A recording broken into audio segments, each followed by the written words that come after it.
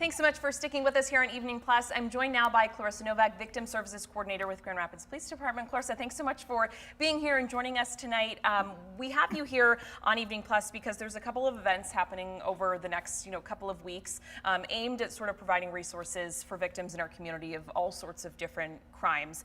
I first just want to talk about these events that are being hosted. What is the purpose here? What is the goal in hosting these events, these two events that are happening?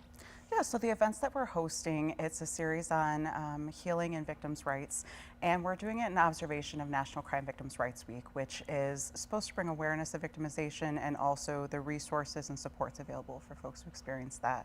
So these events are mostly educational sessions to really let people know different paths to healing. And the first one, whether that be through things like physical yoga demonstrations or information on different therapies that are effective. And then our second session is going to be more focused on victims' rights and options throughout the criminal and civil justice systems. And if someone is hearing about this and wondering if this is something that would be right for them, if this would include them, what sort of scenarios are these events aimed at helping people through, and healing from and then learning those rights about? Yeah, I think so. Anybody who's experienced trauma could really benefit from the first one, and or if their loved ones are going through something as well, crime victims or anything of the like, just trying to figure out how to recover and start that path to healing. And again, the second one focused on the victim's rights. I think any victim of crime, or again, a loved one or friend just trying to learn more, other community professionals who want to learn more about the topic as well, could really benefit from going. As far as who's going to be hosting these and what sort of support professionals are going to be there to walk people through all of this, what does that look like?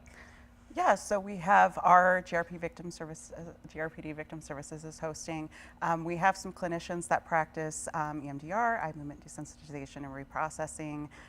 Some folks from Calvin talking about self-defense, and then we also have some partners from the YW speaking on the victims' rights portion. So we've tried to pull in experts throughout the community in Grand Rapids to really speak to their experiences and their expertise on the topics. I won't have you give all the information away that's going to be brought up at the event, but as far as victims' rights, what is going to be discussed there? What sort of information will be presented, in that session? Yeah, so we're really looking to inform people about the rights that are provided generally if someone's entering the criminal justice process under the Crime Victims' Rights Act. We're trying to inform people what those are, and then also just an overview of the criminal justice process as well, since there's a lot of misunderstandings that happen. And so just general education to empower people to advocate for themselves and also just understand what they're getting into when they start the process. And I know going to an event like this could sound a little bit daunting, a little bit nerve-wracking for someone depending on what they've gone through, what they're dealing with. As far as the environment that's going to be present for this and obviously all of the support professionals, what can people expect if they're a little bit nervous about attending? Yeah, no, we're making it very friendly. It's just very low key.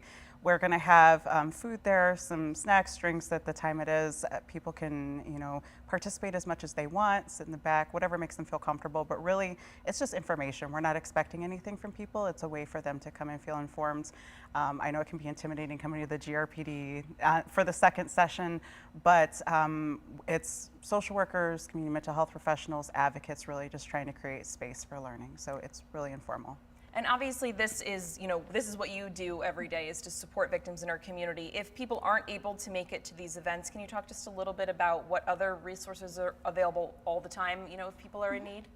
Yeah, so if there's ever a need, if someone wants to talk about trauma or victimization that's happened in Grand Rapids, we are always a resource. Can always be called and talk through hypotheticals or talk resources and supports. We also have wonderful community partners like Victim Witness through the Prosecutor's Office, Safe Haven, Puertas Abiertas, the YWCA that we refer to, and they're excellent community agencies too. So however people get the help, that's all we want to see. Okay, and I know we have a graphic that I put together with the information specifically on those sessions. So again, the first one happening at the Richmond Park Pavilion on the 7th, that's from 6 to 7:30, and then the second at GRPD downtown on the 9th from 6 to 7:30 as well. These are completely free. Anyone is welcome to be there. So that is that information, and that's also up on GRPD social media right now if you need more information or want to register. I so appreciate you joining us for this. I really hope we can get this information out to more people so that if they need that help, it's available here in our community. Yeah, thank you so much. I Awesome. appreciate it. Clarissa, thank you.